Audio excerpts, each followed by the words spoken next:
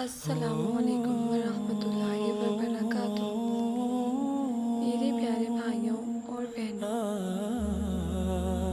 کیا آپ نے کبھی محسوس کیا ہے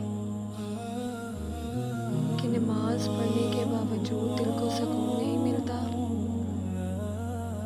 قرآن کی تلاوت کرتے ہوئے آنکھوں میں آنسو نہیں آتے، دعائیں مانگتے ہیں لیکن قبولیت کا یقین کمزور محسوس ہوتا ہے؟ اگر ایسا ہے تو آج کی ویڈیو آپ کے لیے ہے۔ بہت سے لوگ کہتے ہیں یہ تو چھوٹا سا گناہ ہے، لیکن یاد رکھیں گناہ چھوٹا یا بڑا نہیں ہوتا، بلکہ یہ دیکھا جاتا ہے کہ کس کی نافرمانی ہو رہی ہے۔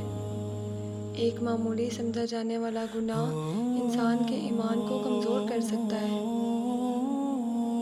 جب انسان جان بوجھ کر نماز میں تاخیر کرتا ہے تو اس کا دل آہستہ آہستہ سخت ہونے لگتا ہے، نماز بوجھ لگنے لگتی ہے، دعا میں مزہ نہیں رہتا اور انسان اندر سے ٹوٹنے لگتا ہے، کیونکہ گناہ صرف اعمال کو نہیں دل کو بھی بیمار کر دیتے ہیں۔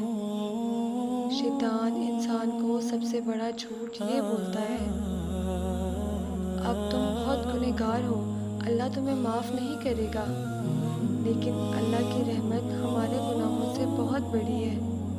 اگر انسان سچے دل سے واپس آ جائے تو اللہ معاف کر دیتا ہے۔ اللہ سے سچے دل سے معافی مانگے، اکیلے میں بیٹھ کر اللہ سے بات کریں، دوبارہ نہ کرنے کا ارادہ کریں، نیک اعمال شروع کریں، کیونکہ نیکیاں گناہوں کے اثرات کم کرتی ہیں۔ اگر آپ واقعی بدلنا چاہتے ہیں تو آج سے آغاز کریں۔ اللہ ہم سب کو سچی توبہ کی توفیق دے، آمین۔